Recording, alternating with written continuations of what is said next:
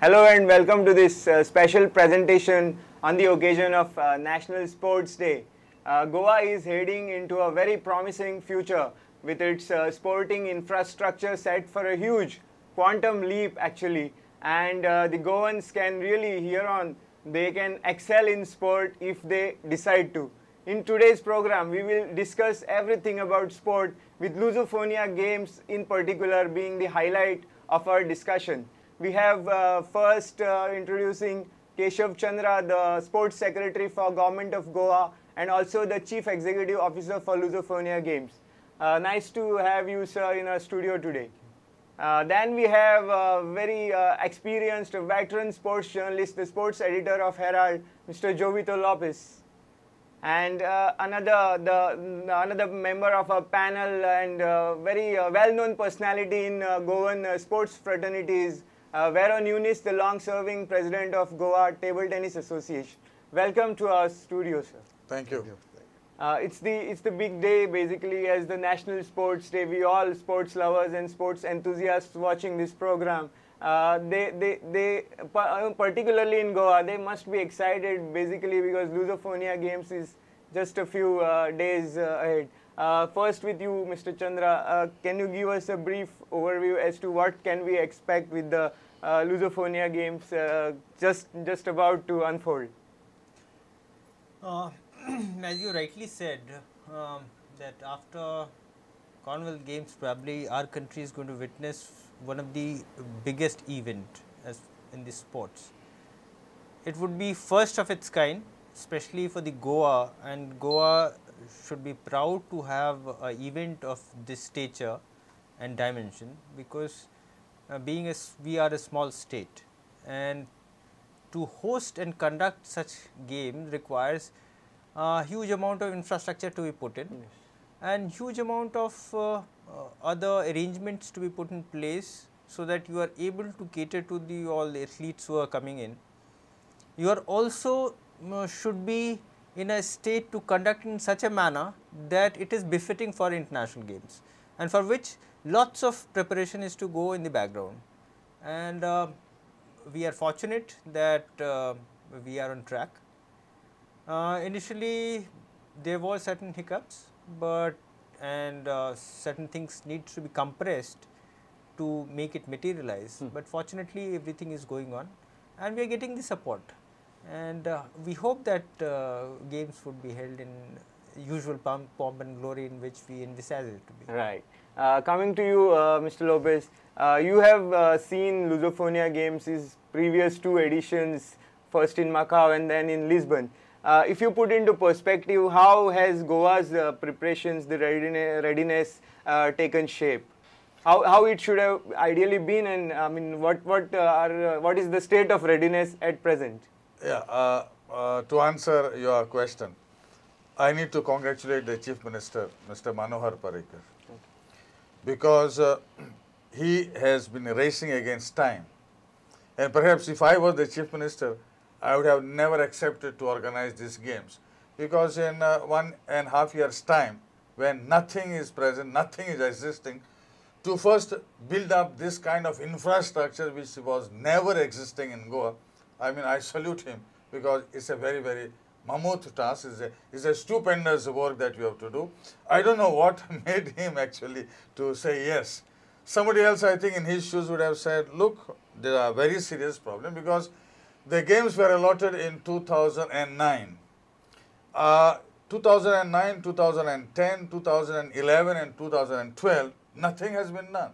So you sleep jolly well for 3-4 years, and then all of a sudden there is only 1 year almost to go, and he has been very sporting, I must say, to say that yes, I will take it up as a challenge.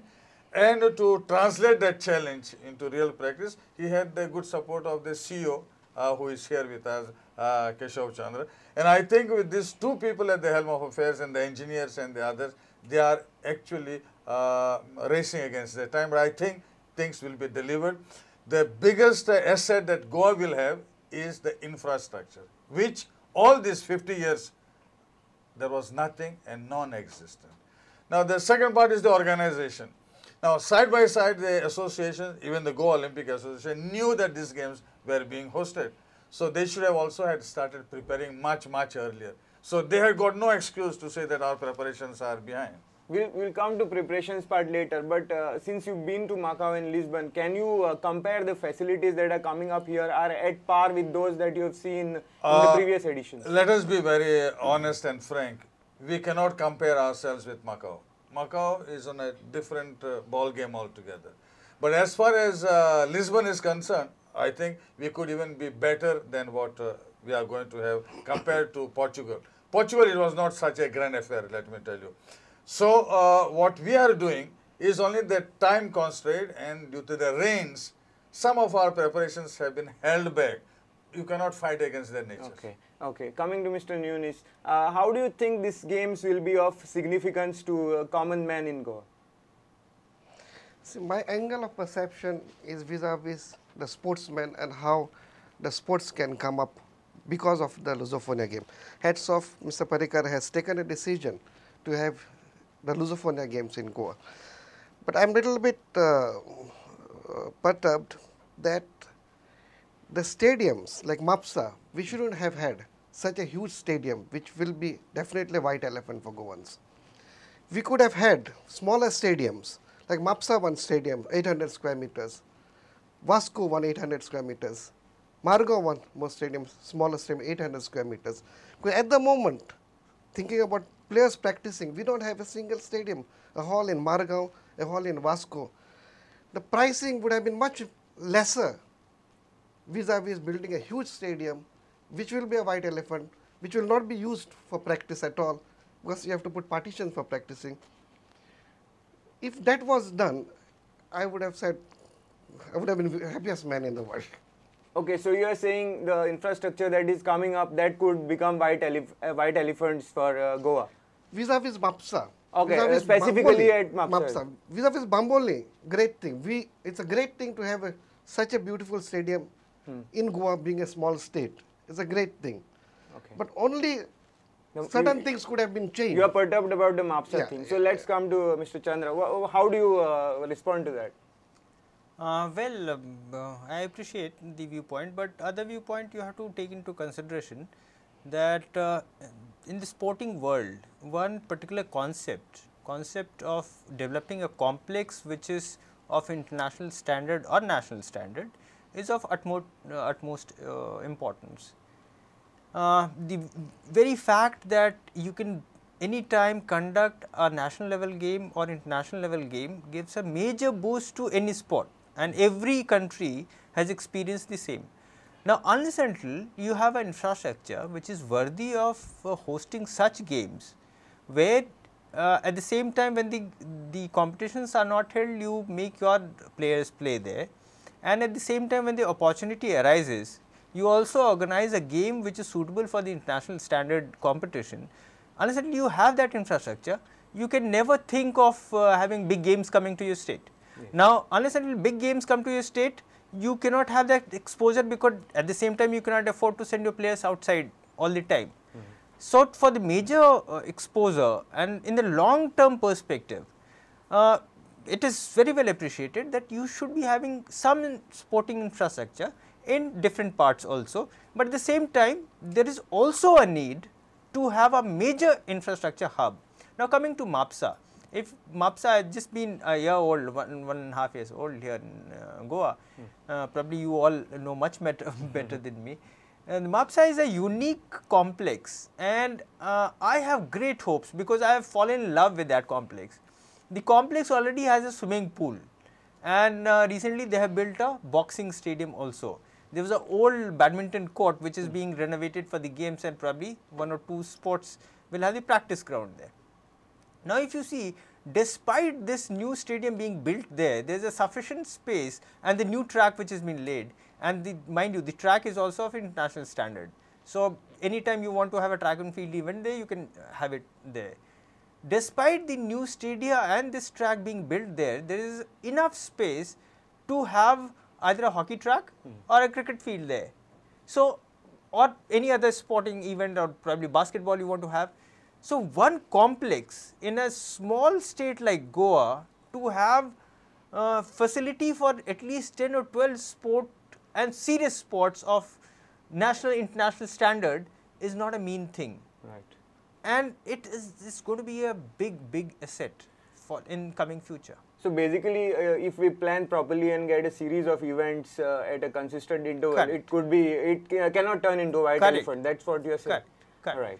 Now coming to your point, preparation and everything. As we all know, the previous regime, they just slapped over whatever time they had for preparation. So in such a scenario, do you think that the preparations were well planned now as they are unfolding? Was everything well planned? Were all the venues work? Everything well planned according to you? As far as the venues are concerned, I think nothing better than what is being done could have been done.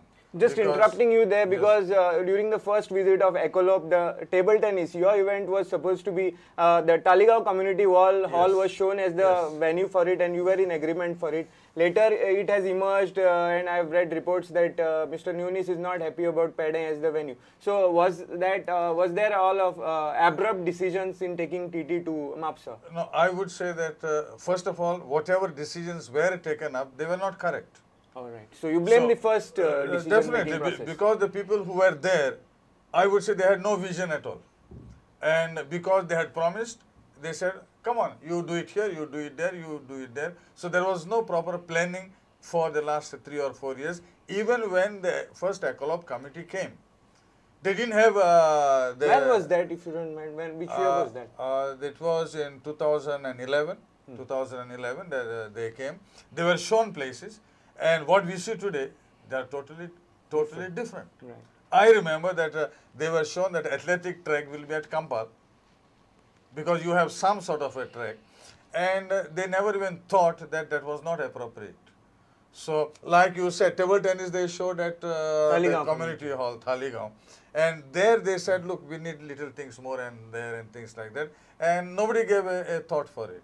Now, athletics, you needed also to have 2 tracks where you need for practice. So, even this concept, I'm little ashamed that we had people in the sports department and all that, but unfortunately, they did not have any vision for taking up the project in the manner that are now being taken up. All right. The only problem now is not the selection of the sites. The problem is against time.